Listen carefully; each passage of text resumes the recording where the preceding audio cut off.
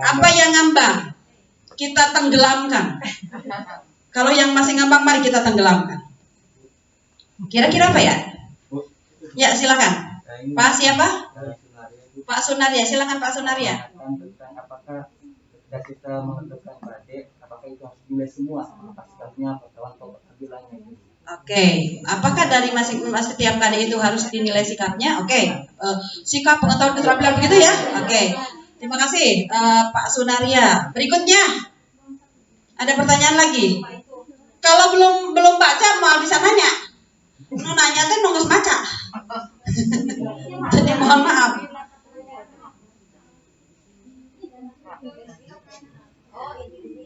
Terus satu lagi Bu, Ya. untuk penilaian antar teman, apakah kan teman banyak, lalu pasti mau harus menilai. Oke, bagus. Betul. Dua pertanyaan. Ya, silakan Bu Ola ya. Yang di sini Allah sama itu cuma contoh aja kan dua Bu, aslinya kita tulis semua satu kelas. Iya. Betul. Berarti kan di sini ada minimal 2 kali dalam satu semester. Tanggalnya kalau cuma 2 gitu nggak apa-apa berarti? Nggak masalah.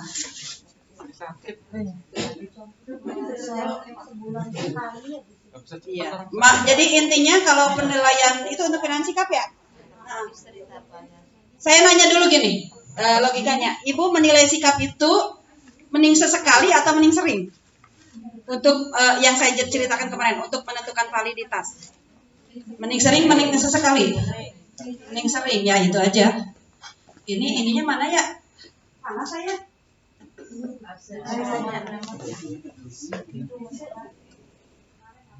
Nah, itu yang ini Pak. Kalau saya terasa panas itu apa namanya? Jadi matanya pedih. Keringat ya ke mata. Makanya kemarin hari pertama harus naik ke atas, aduh saya yang tidak sanggup. Terima kasih Pak. Nah, ini ada. Jadi sesering mungkin, terutama yang wajib. Yang utama tuh apa kemarin? Observasi ya.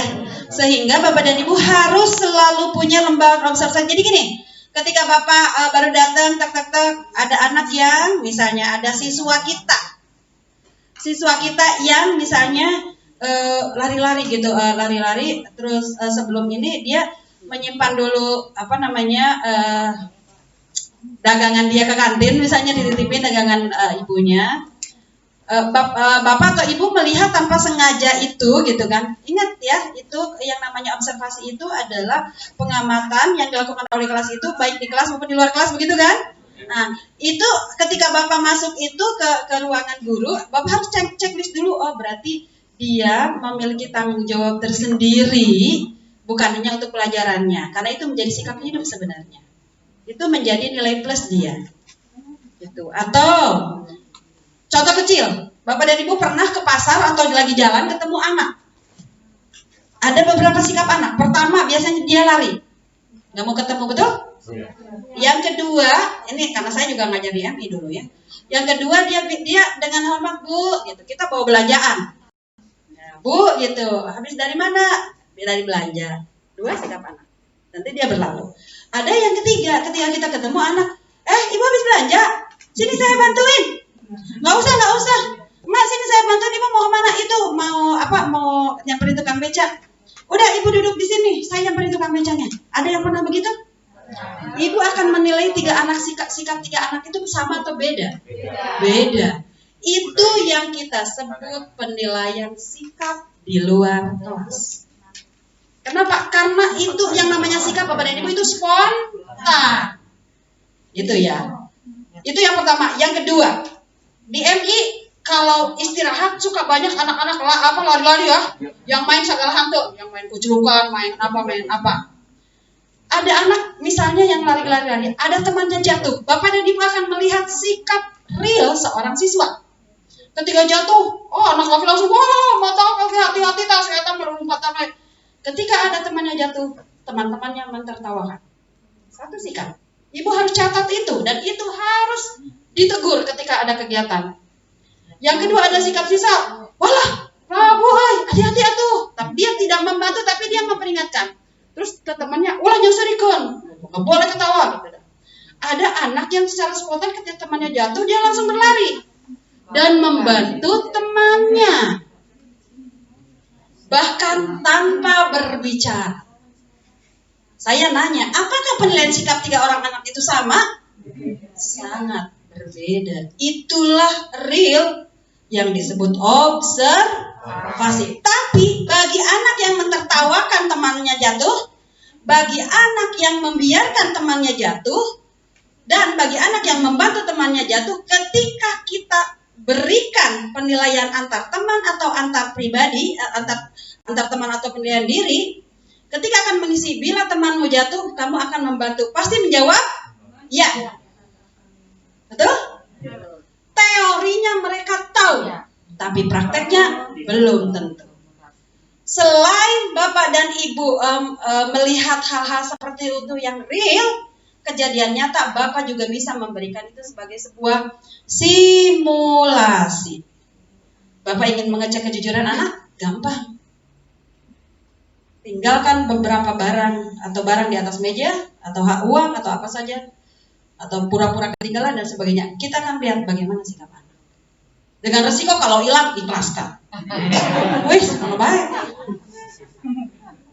Itu real, Pak. Bapak dan Ibu bisa apa disebutnya teh kalau sekarang tuh apa namanya apa yang Mbak Im Wong itu yang gitu-gitu relatif apa namanya sosial begitulah. Untuk itu bisa begitu, itu untuk mengecek siswa. Sosial eksperimen, betul. Sosial eksperimen. Nah, itu bisa Bapak dan Ibu lakukan di kelas-kelas yang Bapak Ibu. Bagaimana cara membentuk sikap yang baik? Kata Imam Al-Ghazali yang dikuatkan oleh siapa ahli Jalaluddin Rumi. Membentuk akhlak siswa itu sebetulnya mudah. Hanya 2 saja. Akhlak, lainnya kepentingan sikap ya, mohon maaf. Ini kaitannya dengan kepentingan sikap. Hanya 2 saja.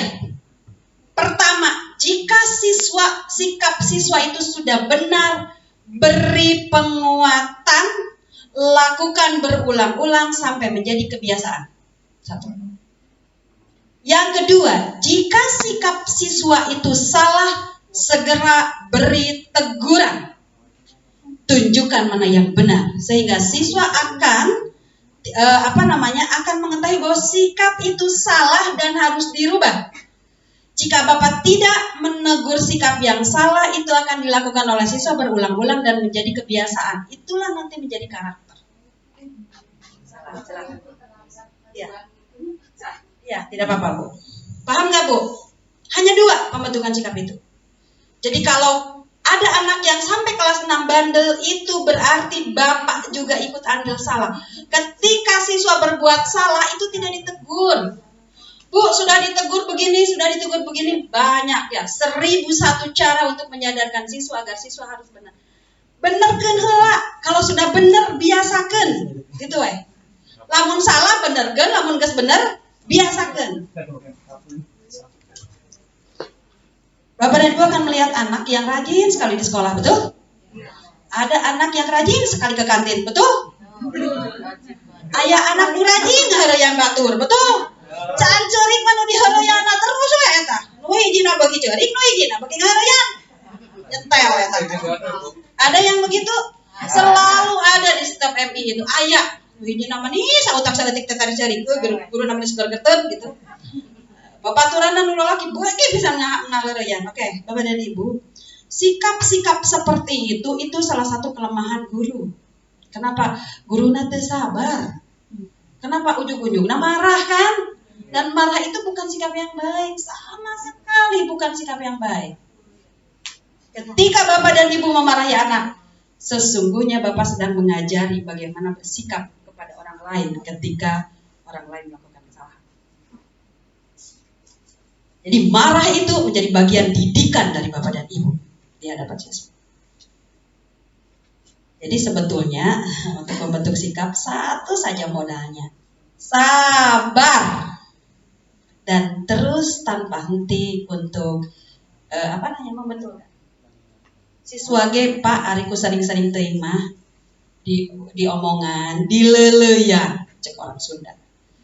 Tapi kalau ibu kasih marah, kalau kata orang itu orang Timur, kalau kamu kasih marah, maka anak akan kembali marah dan sedang dididik bahwa kalau orang lain begitu melakukan itu, dia akan marah. Bapak dan Ibu lihat sekarang banyak sekali orang yang mudah marah karena dididik oleh guru-gurunya di sekolah. Nggak sadar ya, nggak sadar.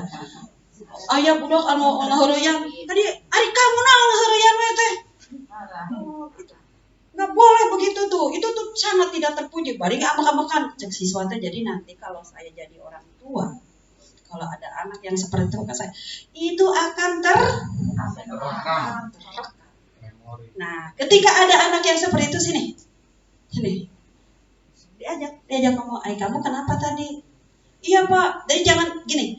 Ketika Bapak melihat sebuah kejadian, jangan dijudge si A yang benar, si B yang salah. Jangan. Ketika ada yang nangis, jangan melihat bahwa yang ditangisi itu adalah salah, benar. Yang menangisi itu salah, tidak. Bapak dan Ibu harus ngobrol dengan dua-duanya.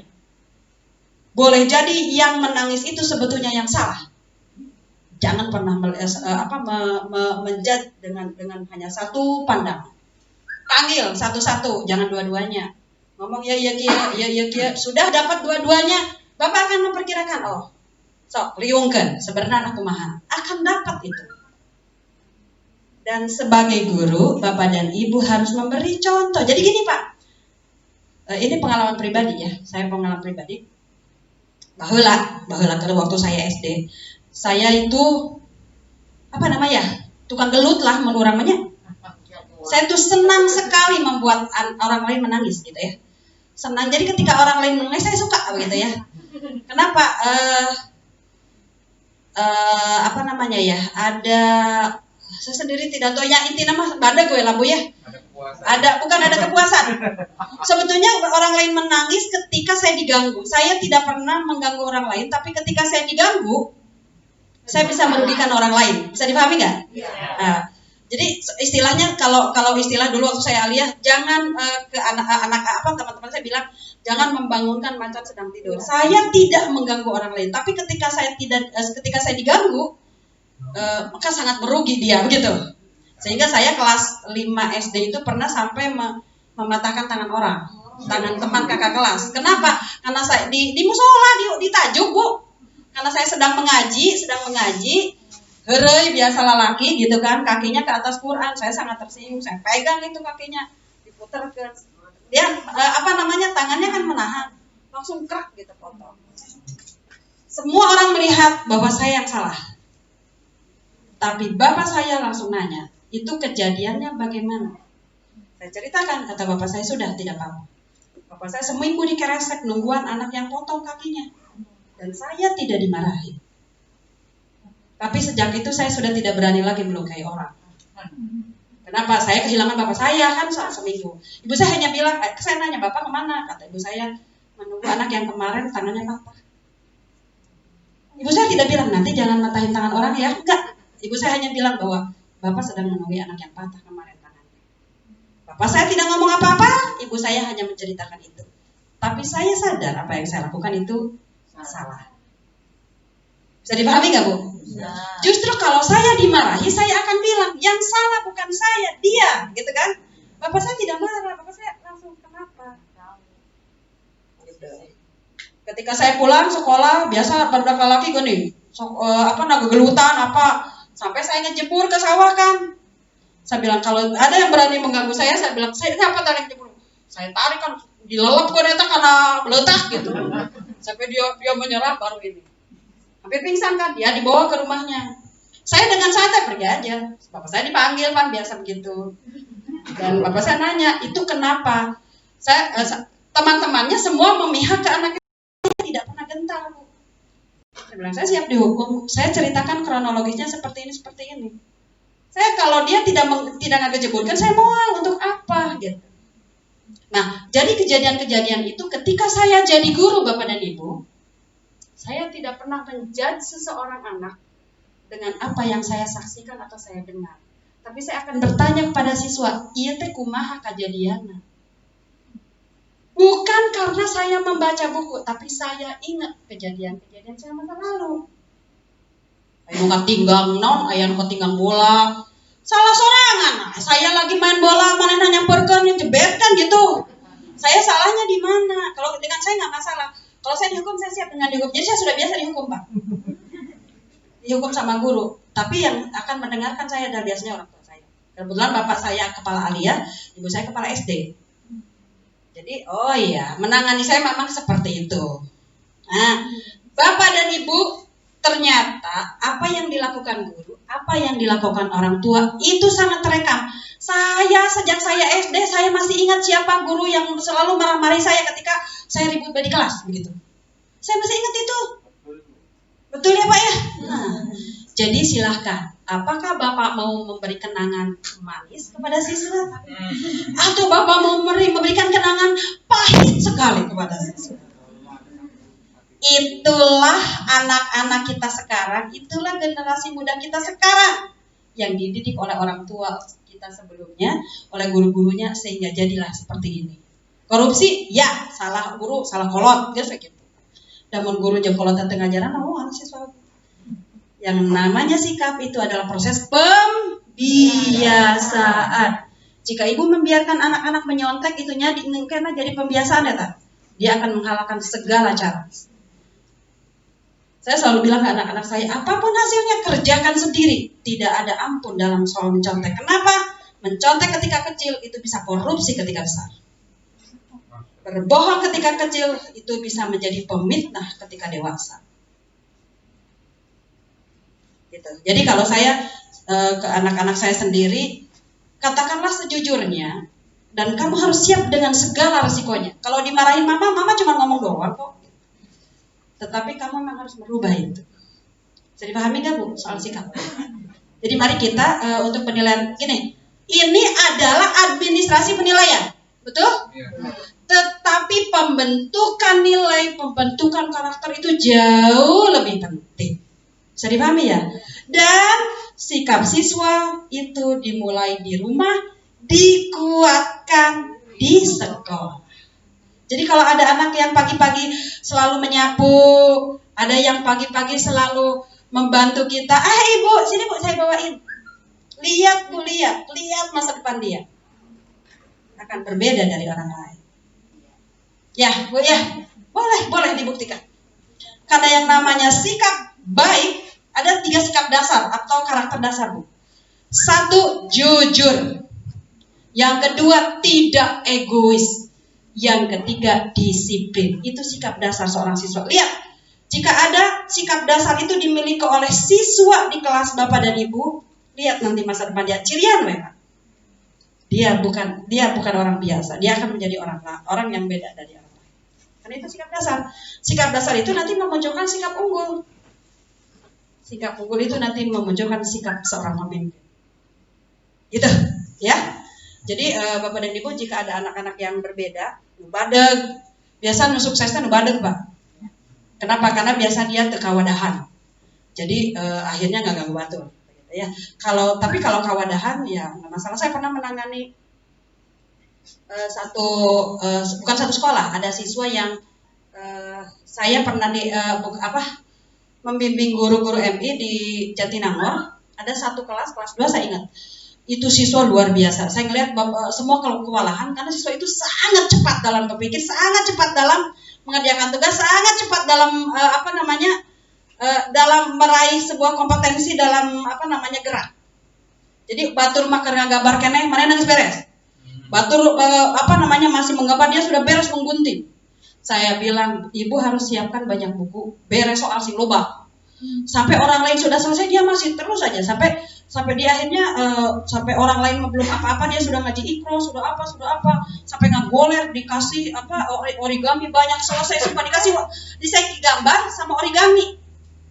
Habis origami gambarnya, Ibu gambarnya ada lagi enggak? Saya bilang, Ibu ini akan jadi anak yang hebat ini. Saya titip ke kepalanya, kalau bisa dia nanti diarahkan. Dia luar biasa. Jadi Batu Makakaraya kelas 2 Ikro 2, Ikro 3 dia sudah Qur'annya sudah lancar. Saya bilang ini orang tuanya sampai kewalahan Bu. Berarti itu dia energinya sangat besar. Nah kadang-kadang ada yang seperti itu. Kalau saya mah yuk sini diajak, kalau udah gurunya udah liar, sini lompat jadi Bu, gitu kan. Udah diajak lompat kan, lihat saya ajarin dia catur. Dia tenang, kalau catur tuh tenang. Catur. Jadi kalau dia mau duduk, saya bilang ajarin dia catur. Duduk dia, catur jadi Ibu. Mau bisa ngelekin Ibu diberi duit 100.000. Iya, anteng. Catur. Terus kadang-kadang kalau ini saya bilang ada siapa aja, sok ya kalau lu jago catur latih dia akan menjadi orang yang hebat. Dia bisa duduk. Dia hanya bisa duduk kalau mengerjakan tugas atau diajak catur. Ketika saya datang dia belum bisa catur. Sini, Ibu diajarin catur. 2 bulan setelah ini, Bu, catur, saya sudah bisa. Luar biasa. Nah, yang seperti itulah Bapak dan Ibu harus bisa melihat karakter dan kelebihan. Nah, itu aja istilah tentang penilaian sikap. Oke, kita langsung ke penilaian sikap. Bapak dan Ibu, mana yang harus dikerjakan oleh Bapak dan Ibu? Kita lihat dulu dari mulai perencanaannya. Oke, Bapak sambil dibuka juga tugasnya ya. Apa namanya? Rangkumannya. Bukan rangkuman. Nukamari. Iya, LK2-nya. LK2-nya cek ya. Bapak membuat salah satu jenis ininya apa? Penilaian sikapnya apa? Observasi rata-rata ya. Oke. Jadi satu-satu saya ingin memasukkan ini di basnya mulai halaman berapa ya? Halaman 21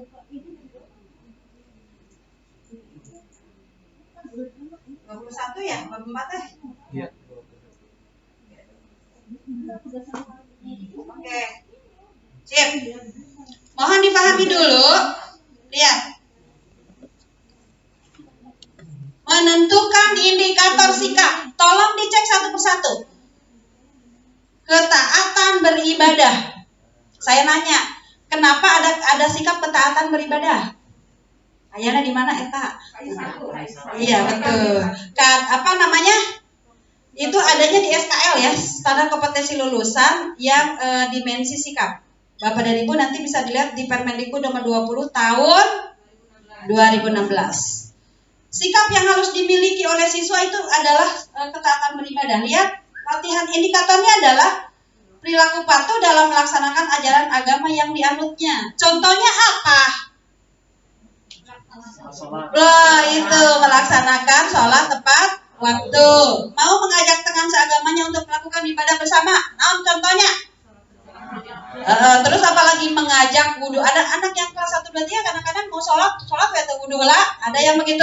Nah, itu bisa diinikan. Bapak dan Ibu, indikator yang seperti ini ini namanya indikator sikap. Ya. Masih umum, boleh Bu khusus? Boleh. Ketaatan beribadah indikatornya seperti ini, merayakan hari besar agama dan sebagainya. Ini masih umum. Ini belum sampai ke indikator secara khusus yang gini. Indikator sikapnya yang harus Bapak dan Ibu bisa amati. Jadi kalau misalnya begini, saya nanya. Merayakan hari besar agama umum kene kan? Berarti yang bisa kita amati apa? Melaksanakan sholat, siswa melaksanakan sholat Jumat. Itu kita ya yang ini observasi ya.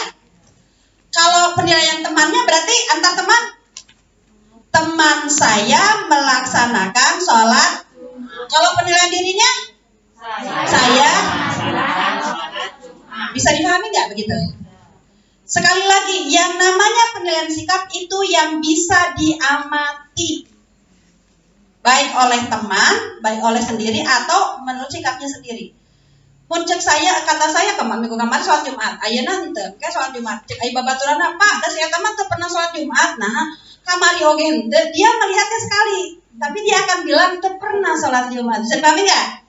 Padahal Bapak dan Ibu melihat minggu sebelumnya sholat Jumat, minggu berikutnya henteu, minggu ya sholat Jumat. Temannya hanya melihat ketika dia tidak sholat Jumat. Bisa dipahami enggak? Itu bukan salah siswa di penilaian antar teman. Bisa dipahami? Bisa dipahami? Oke, jadi Bapak boleh nanya, kamu lihat nak Iraha? tak kamari Pak, kan Jumatan, saya neangan, oh ternyata mereka kejadian.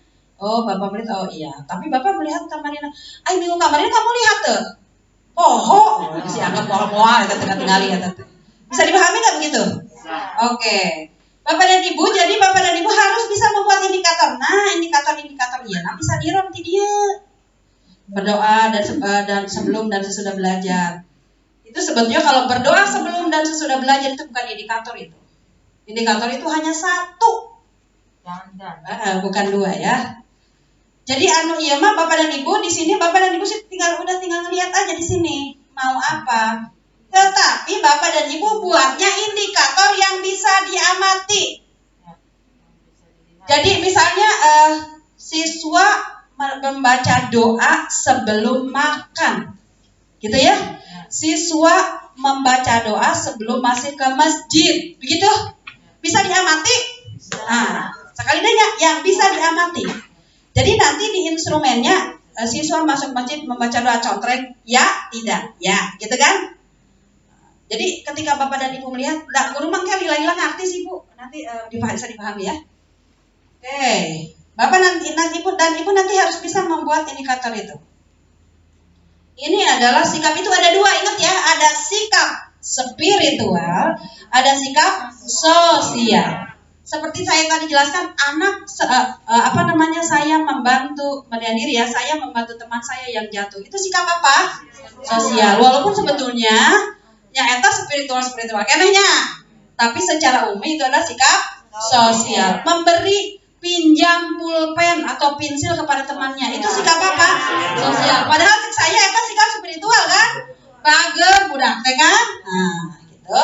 Tapi jika itu berhubungan langsung dengan manusia, biasanya kita kategorikan sikap sosial. Sehingga ada istilah kesalehan sosial. Bisa dipahami nggak? Ujung-ujungnya tetap ke spiritual kok, sikap sosial itu ya. Oke. Bisa dipahami tentang ini? Ibu mau membentuk sikap apa? Tinggal dibikin indikatornya. Ayat atas ayat ini. Contoh sikap sosial, jujur, tidak berbohong, tidak mencontek dan sebagainya. Ayat itu ketika ditanya mengatakan jangan sejujur-jujurnya. Banyak tinggal Ibu yang bisa diamati bahwa siswa itu jujur kumaha tah? Pakai bahasa sendiri aja. Paham ya? Misalnya kejujuran anak itu mengembalikan uang temannya yang tertinggal, begitu? Memberikan kopiah bapak gurunya yang tertinggal di kantin. Ayah begitu baru dah, wah berikan dia kopiah saha. Ayah, saya pernah melakukan kejadian ini. Dan lucunya kita kompak guru MI-nya, dan karena bapak gurunya ayah dua, saya ingat Pak Saiful dengan Pak Ahmad. Nah aja eta si kopiah teh ditinggalkeun, hayang apal gitunya. Disalabarkan deh, ya kan MI yang kelas 6 banyak juga yang pada pakai kopiah. Ya terus langsung ada dua orang, Pak, ya terus disalabarkan kopiah teh aya nu ngaku. Mungkin punya bapak. Nah, kompak nih dua orang, pokoknya lamun aya nu nyalabarkeun kopiah enggak, duh sanes bapak. Oh gitu, nu bapak mah sanes ke bapak. Usahanya da teu aya nu gaduh. Oh, pamik itu mah bapak orang ieu kan simpan di masjid, orang disalabarkan bilih aya nu ieu. Itu dua orang siswa itu berarti benar-benar dia dewasa dan jujur. Ka masjidkeun weh, pada ka masjidkeun ya Pak pilih. Soalnya ini kan di tempat umum, cenah barangkali nanti ada yang di situ bisi anu macul ya Pak. Ya, so.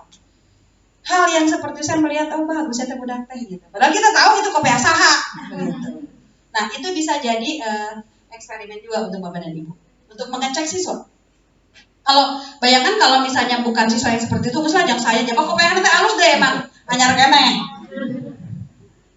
Itulah jadi goreng mah pasti kira dibersihin ku budak teh. Dan ada yang lucu juga, saya pernah karena waktu saya ngajar itu saya bawa motor. Saya agak kepeleset sedikit ngagujubar ke sawah. Kebetulan berdua dengan teman kan. Apa yang dilakukan anak-anak? Lompat atau di sekolah, lompat semua dan langsung ibu, udah ibu biarkan saja tuh. Jadi si motornya diharudangkan ku barudak, didorong sampai sekolah dan saya lihat motor saya sudah kinclong lagi. Dan saya bilang, wah, saha mau bersihin motor dia?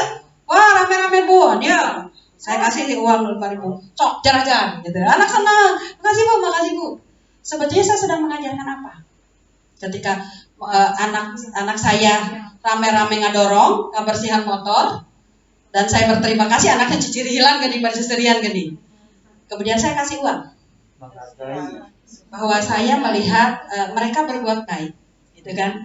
Dan saya melihat ketika berbuat baik itu wajarlah kita. Dan dia langsung dibalikan es area apa? Es anu baheula teh sabaraha lah gitu. Iya, itu jeung bala-bala jeung naon rame. Bu, si eta mah teu milu mersihan motor, Bu, tapi milu dahana bae, saya minta maaf deh. Aduh, saya senang sekali. Kadang-kadang saya kalau ada PR yang benar semua saya kasih. Sanup, iya, ada PR yang benar, Bu Ibu diberi bala-bala tilu. Senang ya teteh budak. Bala-bala tilu kan 1.000. Saya ingat waktu itu 1.000 atau berapa lah gitu. Luar biasa itu ya. Pengalaman yang itu saya senang. Jadi asa naon ngaran teh Pak, Bu, sesuatu yang apa ya? Karena anak-anak itu sangat polos. Itu jadi Bapak untuk membentuk sikap yang paling utama itu di MI. Bapak mau membentuk sikap siswa seperti apa di MI? Bentuklah mereka. Makanya anak-anak saya semua SD-nya SD swasta semua. Di atas itu yang disiplinnya tinggi. Jadi mereka saya sudah tidak repot dengan bantuan mengerjakan PR baru dan enggak. Mereka disiplin, mereka jadi bertanya ketika mereka tidak bisa. Dan ketika bertanya itu mereka bertanya, minta penjelasan bukan mengerjakan PR. Jadi saya bisa lepas ketika SMP, SMA, mereka belajar sendiri, mereka tidak harus ini. Jadi ketika ini, Mama nanti ada punya waktu nggak? Aku mau nanya ini, oke, paling nanti jam 4 ya. Ya, tapi kalau mamanya santai ya, dia diajari oleh anaknya bahwa kalaupun minta bantuan orang tua, minta izin dulu, minta waktu dulu, dan tidak boleh memaksa.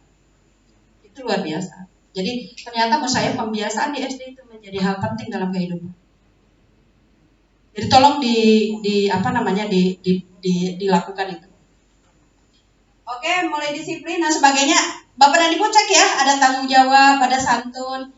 Jadi ketika saya bilang tolong buat indikator sikapnya, tahu? Sudah bisa ya? Oke. Peduli, oke, percaya diri. Nah, di sini lihat. Indikator KI 1 dan KI 2 disosialisasikan kepada semua warga sekolah agar semua melaksanakan penilaian. Nah, pertanyaan tadi, apakah penilaian sikap itu dilakukan untuk setiap KD? Gitu ya? Apakah di setiap KD? Menurut saya kalau memang mungkin di setiap KD lakukan. Kalau tidak ya semampunya aja. Tetapi memang penilaian sikap yang utama itu dari guru agama biasanya dan dari guru kelas sebenarnya ya. Jadi hubungkan setiap KD itu dengan sikap-sikap yang diinginkan. Karena ada kan KI 1-nya ada di PKN sama PAI ya? Sama PAI ya? Oh ya ini. Ya jadi kalau penilaian sikap di PKN ya udah. Tapi secara umum di setiap mapel biasanya Bapak ketika mengajar ada sikap-sikap siswa temukan itu menjadi keunggulan. Gitu. Dan itu bisa masukkan sebagai bahan untuk penilaian sikap di PKN atau di masing-masing mapel. Bisa dipahami nggak itu? Jadi kalau sebanyak mungkin maka kenapa tidak? Gitu. Bisa ya? Jadi kalau saya nanya, ketika misalnya tidak ada PKN-nya, apakah kita tidak mengajarkan sikap? Tidak juga kan? Dalam setiap belajar kita mengajarkan sikap kan? Mau mapel apa saja kan? Nah, ya, yang tercatat yang PKN benar, yang menjadi yang administrasinya yang PKN. Ya. Oke, sekarang lihat menyusun format penilaian sikap yang cek tabel 4.1. Jurnal. Jurnal itu apa sih? Data hasil observasi. Observasi itu produknya apa ya? Jurnal. Nanti jurnal itu dikumpulkan menjadi kumpulan jurnal itu ada nanti di bawah. Jurnal itu di sini lihat nama siswa, tanggal, nama siswa, catatan perilaku, gitu kan? Nanti Bapak dan Ibu kasih contoh aja beberapa siswa 3 gitu 5 begitu. Misalnya tanggal berapa, nama peserta didiknya Andi, ini misalnya yang pertama membantu ibu kantin membawakan dagangannya. Butir sikapnya apa yang di atas sikap sosialnya? Coba di atas sikap sosialnya apa kalau misalnya membantu? Peduli. Tindak lanjutnya apa? Memberi penguatan kepada siswa bahwa sikap itu harus terus dilaksanakan. Bisa dipahami begitu? Kalau ada seperti tadi, mentertawakan temannya jatuh, begitu kan? Berarti butir sikapnya apa? Tidak menunjukkan sikap peduli. Tindak lanjutnya apa? Memanggil dan memberi nasihat. Itu bisa dipahami nggak? Dari situ Bapak akan melihat sikap siswa mana. Jadi biasa gini, sikap siswa awalnya kita kategorikan baik semua, oke? Kita kasih kategorinya baik semua. Nanti ada yang unggul, ada yang yang kurang itu biasanya yang melanggar, yang unggul itu yang di atas rata-rata, gitu.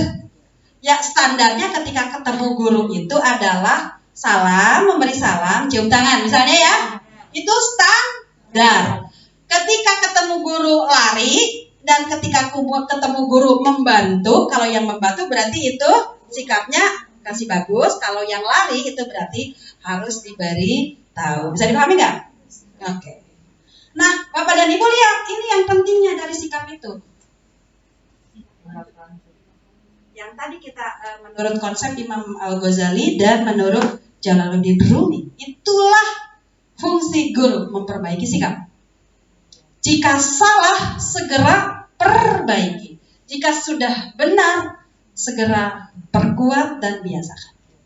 Oke? Real ya? Oke. Jadi sekali lagi untuk contoh Bapak dan Ibu dicek, nanti Bapak dan Ibu di situ lihatnya di mana. Di yang pekerjaan Bapak dan Ibu itu di KD apa begitu? Ya, KD. Satu contoh, misalnya KD apa dan ini yang apa namanya kejadian-kejadian ini bisa kejadian yang real yang pernah Ibu Bapak lihat di sekolah ya, terkait dengan KD itu. Bisa dipahami nggak? Biasanya Bapak dan Ibu hanya melihat sikap butir, catatan perilaku, tapi tindak lanjutnya suka kosong, nggak ada. Betul? Mari kita buat tindak lanjut. Saya sarankan sebaiknya contoh yang di sininya tuh catatan perilakunya tuh berbeda-beda. Jadi kalau dikumpulkan, oh lamun kita iya tindak lanjutnya benar gitu, begitu. Ya, di kelompok bisa sambil diskusi, oke? Jadi bahwa perilaku kejadian di sekolah Ibu bagaimana? Oh iya benar. Sebaiknya digimanain ya tindak lanjutnya, oke? Karena yang paling penting dari sikap itu adalah bagaimana tindak lanjut guru. Bisa dipahami? Bisa dipahami? Insya Allah. Yang begini-begininya tidak terlalu banyak, tidak apa-apa, tapi Bapak dan Ibu bisa mengidentifikasi sebanyak mungkin. Kan nanti nanti ketua kelas bola tugas-tugasnya dikumpulkan semua. Jadi nanti setiap orang punya semua tugas. Jadi nanti sikap-sikapnya yang kan pasti beda-beda. Tiap sekolah teh yang menemukan kenyataan teh sikap-sikap siswa teh. Nah, jadi nanti tindak lanjutnya. Nanti kalau ada kejadian di sekolah kita bisa buka iya gitu. Jelas nggak? Oke, memperkaya. Nah sekarang, yuk. Ini kan ada butir sikap. Berarti dari satu jurnal ditemukan beberapa contoh sikap kan Bu ya. Misalkan mau langsung ke sikap yang akan yang sesuai KD, misalkan Bu, sama santunnya aja. Jadi ini jurnalnya terus seperti ini atau langsung stop ya? Kita cuma pengen langsung santunnya gitu Bu. Santunnya. Ya. Apakah hanya santunnya saja? Boleh. Jadi begini maksud saya. Dalam sebuah kejadian jurnal itu biasanya jurnal harian. Kalau jurnalnya jurnal per KD itu misalnya santun aja berarti itu jurnal per KD dong. Biasanya jurnal itu jurnal harian. Menemukan tidak hanya santun kan? Nah, begitu. Jadi boleh kayak santunnya, kemudian pedulinya dan sebagainya boleh. Nanti dikelompokkan. Kalau sudah selesai per KD begitu, bisa dipahami nggak? Jadi dalam satu kejadian itu atau yang Bapak dan Ibu temukan dalam sehari itu tidak hanya santun biasanya, macam-macam ya. Apakah yang karena kita sedang KD santun taruhlah ya, jadi sikap lain nggak dicatat nggak? Dicatat semua, bisa dipahami nggak? Oke. Kondisional kan Bu ya? Iya betul. Nah, eta. Jadi jurnalnya biasanya jurnal harian. Nanti rekap jurnal, nanti ada perekapan. Nanti dikelompokkan di rekap. Oke? Jelas nggak? Gini, catatlah semua sikap-sikap siswa yang unggul. Kalau yang biasa, yang standar nggak usah dicatat sebenarnya. Berarti dianggapnya sudah baik aja gitu. Dan catatlah yang unggul, catatlah yang melanggar atau kurang.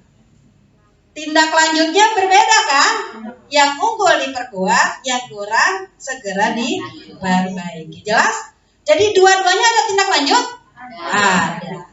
Kalau yang biasa bagaimana? Kalau yang sudah biasa, biasakan. Gitu kan? Oke. Jadi kadang-kadang, Bu, gini, anak SD itu kadang-kadang tidak tahu apakah sikapnya itu sebetulnya benar atau tidak. Jika dikuatkan oleh guru, itu benar. Dikuatkan oleh orang tua, berarti nanti siswa itu punya ini. Jadi saya, mohon maaf, kenapa saya senang sekali belajar? Kenapa? Karena ketika saya meraih prestasi, orang tua saya akan memberikan saya banyak hadiah. Dari kecil. Misalnya mau jalan-jalan boleh. Tapi kamu mengerjakan apa dulu gitu. Jadi ayat tanjakan gitu Bu, mencek kurang mah. Misalnya ketika SD juga kalau masih bisa mempertahankan ranking 1, bolehlah nanti kita jalan-jalan. Atau mau apa? Mau makan yang enak, makan apa? Misalnya makannya di rumah makan ini. Boleh, dengan catatan ranking 1 ya. Kalau tidak ranking 1 tidak. Nah, orang tua saya tegas sebetulnya kalau begitu. Ya udah, ini saya kan belajar dengan ini. Ketika SD itu sudah dibiasakan. Jadi bukan belajar, kalau nggak belajar nanti dihukum. Bukan, Bapak saya tidak begitu. Yang ranking 1 kita jalan-jalan. Tidak ranking 1 diam di rumah. Sehingga kita terpacu untuk itu. Tidak misalnya pokoknya bagaimanapun cara kalian harus enggak. Jadi ada hadiah yang menunggu. Nah, ketika SD itu seperti itu, ketika SMP kebetulan Bapak saya sudah mulai sakit-sakitan, tidak ada hadiah, tidak apa. Apakah akhirnya saya karena tidak ada hadiah saya tidak melakukannya? Tidak. Karena saya sudah sangat terbiasa. Sebelum tidur itu harus melihat apakah ada PR, dan sebelum tidur juga apa pelajaran yang yang besok dibahas itu apa harus dibaca dulu. Itu rumus yang diberikan Bapak saya. Yang nama belajar itu 2. Lihat pelajaran yang sudah selesai, apakah ada PR, kerjakan. Jangan tidur sebelum mengerjakan PR. Yang kedua, besok materinya apa? Baca dulu sebelum guru menerangkan. Ketika saya SMP, saya di pesantren, Ibu dan Bapak. Bapak saya tidak ada. Dan saya tidak pernah bisa tidur sebelum jam 12. Kenapa? Karena di pesantren baru selesai ngaji jam 10. Kerjakan PR, belum harus baca. Dan saya tidak akan bisa tidur sebelum baca materi yang besok akan diajarkan. Padahal tidak ada yang menyuruh. Saya mau habis ngaji tidur juga tidak apa-apa. Tapi saya tidak bisa melakukannya. Dan itu sampai hari ini juga begitu. Itulah proses kebiasaan yang ditanamkan oleh orang tua tanpa paksaan. Akhirnya mendarah daging. Dan saya lakukan itu juga kepada anak saya. Saya tidak pernah menyuruh anak belajar. Saya cuma nanya, PR-nya sudah sedang mah. Baru tadi datang sekolah, mengerjakan tapi capek, istirahat dulu. Oke. Saya tidak mengatakan kerjakan dulu PR-nya, jangan nonton TV.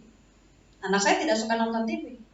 Anak saya baru nonton TV atau belajar setelah semua mata pelajaran dicek, tidak ada tugas, dan untuk persiapan ke sekolah. Saya tidak memaksa, tapi saya mengkondisikan. Bisa dipahami nggak, Bu? Dan kenapa resikonya saya pergi seperti sekarang, saya tidak pernah khawatir dengan pembelajaran anak saya, biarkan saja. Kadang-kadang mah tidak bisa, ya sudah nggak ngerti, apalagi udah anak SMA, cuma bisa 5, ya udah 5 aja. Tapi nanti dihukum, ya udah hukum tinggal jalani saja, nggak bisa kenapa pasti riuh. Ya deh, nggak apa-apa dihukum aja. Dia sudah tahu resiko nggak selesai dihukum, ya sudah. Karena hidup tidak selalu harus selesai semua. Tetapi hidup itu pasti harus siap dengan resikonya, betul? Gitu. Saya mengajarkan anak itu tidak selalu ini. Anak saya biasa dihukum biasa. Kenapa? Lupa, ya resiko lupa. Nggak apa-apa. Saya dipanggil ke sekolah ya tidak apa-apa. Dulu bapak saya juga sering dipanggil kan. Oke, paham ya? Di sini lihat contoh lembar penilaian peserta didik. Saya selalu berdoa sebelum melakukan aktivitas. Menurut saya ini agak terlalu umum. Ini satu indikator ini bisa beberapa. Saya berdoa sebelum makan. Saya berdoa sebelum belajar. Saya berdoa atau saya memberi salam ketika bertemu guru. Saya mencium tangan ketika bertemu guru. Saya membantu guru membawakan tas. Saya melangkahkan kaki kanan ketika memasuki masjid. Bisa begitu? Saya nanya, itu bisa diamati nggak apa yang saya jelaskan tadi? Bisa. Sekali lagi, penilaian sikap itu yang bisa diamati. Contoh, ya, tidak. Penilaian sikap, penilaian diri, penilaian antar teman itu sama, hanya bedanya saya dan teman saya. Pertanyaan tadi Pak Sunarya, apakah semua teman? Tidak usah Pak. Sababara orang we, misalnya untuk melihat sikap Pak Sunarya cukup yang dekatnya saha. Nu sewotan ke Pak Sunarya saha. Kan guru taunya saha nu sainganan, nu sok sewot, nu sok pasea. Nu pasea kasih. Teman dekatnya kasih. Teman biasanya kasih. Jadi Bapak dan Ibu punya kontrol banyak tuh. Cek anu sewot Pak, tidak. Oh, cek babatron nu deket, ya. Yang netral. Yang netral, aya nu tidak. Nah, itu kalau begitu bagaimana? Gampang itu, Pak. Jadi kita akan tahu, oh si ini mah. Tanya tuh menyebut tidak, emang kenapa kamu bilang tidak? Ya, pada si eta mah saya tuh sok ngambek-ambekan, benar. Emang si eta gitu ente sih. Wah. Siswa kadang nanti dia jujur. Makanya biasanya yang menilai siswa jelek itu biasanya karena ada saingan. Tetapi Bapak akan melihat bahwa itu sesuatu yang harus dibetulkan. Oke, sikapnya paham ya? Yang ini bisa Bapak dan Ibu lebih detail lagi. Ingat yang bisa diamati. Oke. Contoh format pelayanan antar teman. Teman saya selalu berdoa, kan sama kan ya tadi ya? Persis. Jadi tinggal di copy aja. Teman saya ganti saya ganti teman saya. Terus ke bawah, pelaksanaan penilaian sikap. Nah ini prosedurnya dilihat nih, observasi harian. Observasi harian itu tertulis di jurnal harian ya, Bu Ala ya. Di sini ya kelihatan ya. Dari jurnal harian itu yang saya sebutkan rekap jurnal. Nah nanti yang dikelompokkan itu loh Bu Ala, ada sopannya, ada pedulinya, itu dikelompokkan. Habis itu rapat dewan guru dan seterusnya. Nah mengamati perilaku siswa, mencatat sikap perilaku siswa yang sangat baik, cukup dan perlu bimbingan yang gitu. Kalau saya kategorinya udah cukup 3 aja, yang biasa aja udah standar nggak usah dicatat, gitu kan.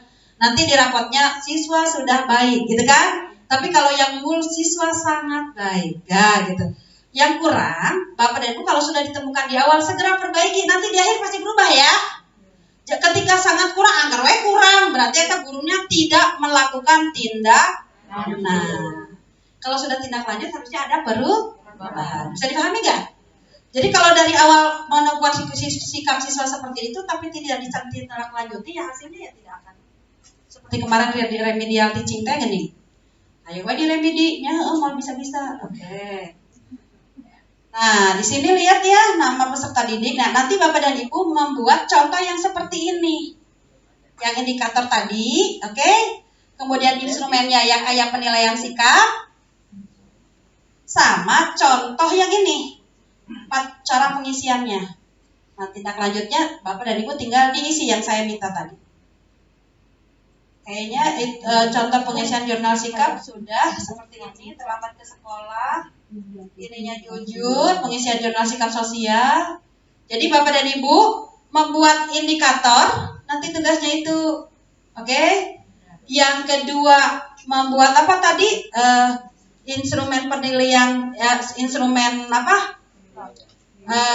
Penilaian diri antar teman, sama satu lagi observasi ya. Oke, sama terakhir membuat yang ini nih yang sudah diisi.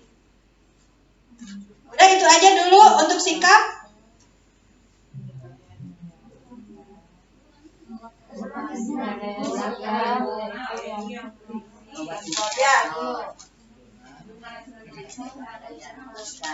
Ya, yang indikator dulu nih, yang indikator.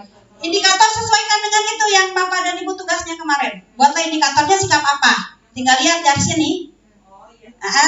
Dibedakan ibu itu untuk KD yang ada yang PKR-nya itu indikatornya sikapnya yang mana, tinggal dikopiin yang ada di sini, bisa dipahami nggak? Setelah itu bikin yang ada instrumennya, nih, yang untuk yang kayak gini-gini. Diri, teman, observasinya, begitu kan? Oke. Terus yang ini yang sudah diisi.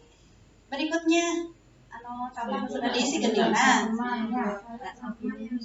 Sudah diisi, ya, yang aurora, perilakunya, butir sikapnya apa, yang tindak lanjutnya itu. Pengisian jurnal. Ya, pengisian jurnal. Itu dulu kalau sampai dengan nanti soalnya Bapak dan Ibu nanti sekilas dijelaskan kalau sudah begitu nanti kelapornya bagaimana begitu ya. Nanti Bapak sih bisa dibaca karena sampai pengisian lapor nanti terakhirnya pengisian lapor. Tapi saya kira nanti Bapak Ibu tinggal dibaca kalau sudah mengisi jurnal dan sebagainya nanti tinggal rapornya seperti apa. Nah, aurora taat beribadah, berperilaku syukur, selalu berdoa begitu.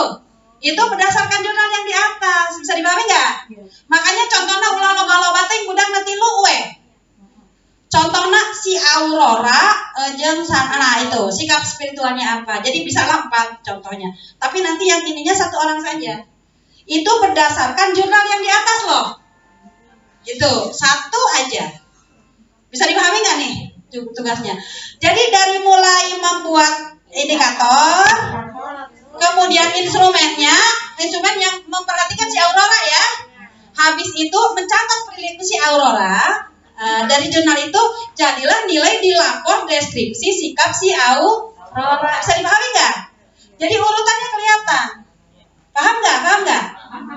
Jadi nanti ini cukup kayak gini aja, 1 aja sikap spiritual apa, sikap sosial apa.